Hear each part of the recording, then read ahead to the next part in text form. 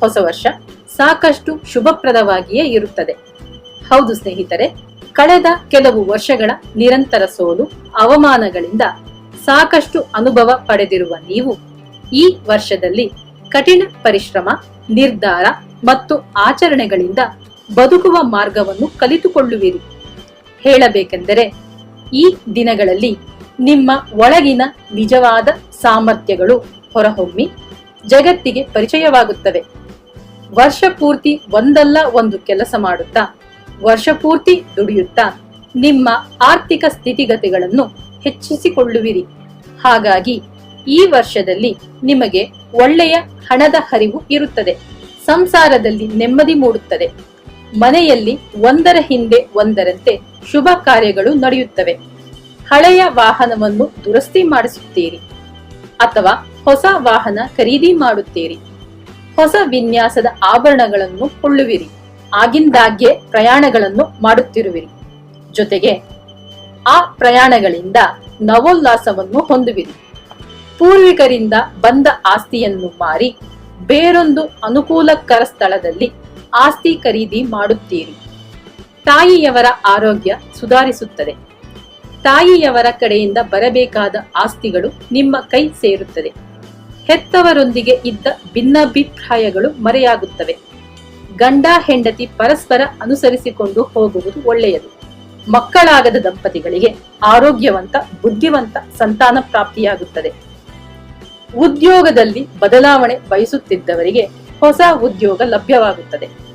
ನಿಮ್ಮನ್ನು, ನಿಮ್ಮ ಜೀವನವನ್ನು ಅಭಿವೃದ್ಧಿ ಪಥದತ್ತ ಕರೆದೊಯ್ಯುವಂತಹ ಉನ್ನತ ವ್ಯಕ್ತಿಗಳ ಸ್ನೇಹ ಲಭಿಸುತ್ತದೆ.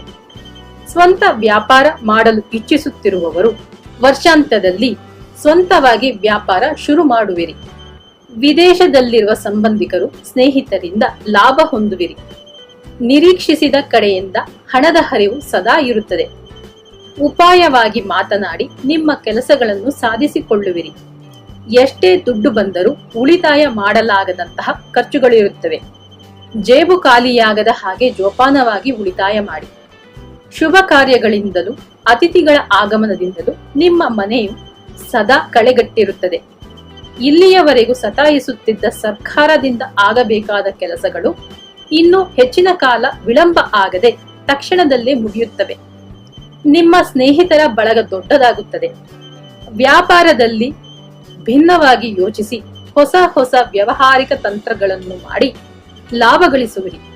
ಇದರ ಬೆನ್ನಲ್ಲೇ ವ್ಯಾಪಾರದಲ್ಲಿ ಪೈಪೋಟಿಗಳು ಹೆಚ್ಚಾಗುತ್ತವೆ. ಕೆಲಸದಲ್ಲಿ ಒತ್ತಡ ಹೆಚ್ಚಾಗಿರುತ್ತದೆ. ಉದ್ಯೋಗಸ್ಥರು ಪ್ರಮೋಷನ್ಗಾಗಿ ಕಾಯುತ್ತಿದ್ದರೆ ಅದು ಸಿಗುವುದು ಸ್ವಲ್ಪ ತಡವಾಗುತ್ತದೆ. ವಿದ್ಯಾರ್ಥಿಗಳು ಪರೀಕ್ಷೆ ತಯಾರಿಗೆ ಸಂಪೂರ್ಣ ಸಮಯ ಒದಗಿಸಿ ಶಿಸ್ತು ಶ್ರದ್ಧೆಗಳಿಂದ ಅಧ್ಯಯನ ಮಾಡಿರಿ. ಆಗಷ್ಟೇ ನೀವು ಉನ್ನತ ದರ್ಜೆಯಲ್ಲಿ ಉತ್ತೀರ್ಣವಾಗಲು ಸಾಧ್ಯ. ನೆನಪಿನ ಶಕ್ತಿಗಾಗಿ ಯೋಗ ಧ್ಯಾನಗಳನ್ನು ಮಾಡುವುದನ್ನು ಅಳವಡಿಸಿಕೊಳ್ಳಿ. ಸಿನಿಮಾ ಕಲಾವಿದರು, ತಂತ್ರಜ್ಞರು ಒಳ್ಳೆಯ ಅವಕಾಶಗಳನ್ನು, ಸಂಭಾವನೆಗಳನ್ನು ಪಡೆಯುವಿರಿ. ಈ ವರ್ಷ ಎಚ್ಚರಿಕೆ ವಹಿಸಬೇಕಾದ ವಿಷಯಗಳೆಂದರೆ, ತುರ್ತು ಅಗತ್ಯಗಳಿದ್ದಾಗ ಸಹಾಯ ಮಾಡುತ್ತೇನೆ ಎಂದವರು ಸಕಾಲಕ್ಕೆ ಸಹಾಯ ಮಾಡದೆ ಹೋಗಬಹುದು. ಹಾಗಾಗಿ ಪ್ರತಿ ಪ್ರಯತ್ನದಲ್ಲೂ ಬದಲಿ ವ್ಯವಸ್ಥೆಗೆ ಸಿದ್ಧರಾಗಿರಿ. ಅಂದರೆ ಪ್ಲಾನ್ ಬಿ ಯನ್ನು ರೆಡಿ ಇಟ್ಟುಕೊಳ್ಳುವುದು ಒಳ್ಳೆಯದು. ನಿಮ್ಮ ಮುಂಗೋಪದಿಂದ ಒಳ್ಳೆಯವರ ಸ್ನೇಹ ಕಳೆದುಕೊಳ್ಳದ ಹಾಗೆ ನೋಡಿಕೊಳ್ಳಿ. ಪರಿಹಾರಾರ್ಥವಾಗಿ ಶುಕ್ರವಾರಗಳಂದು ಅಮ್ಮನವರ ಪ್ರಾರ್ಥನೆ ಮಾಡಿರಿ. ಶುಭವಾಗಲಿ.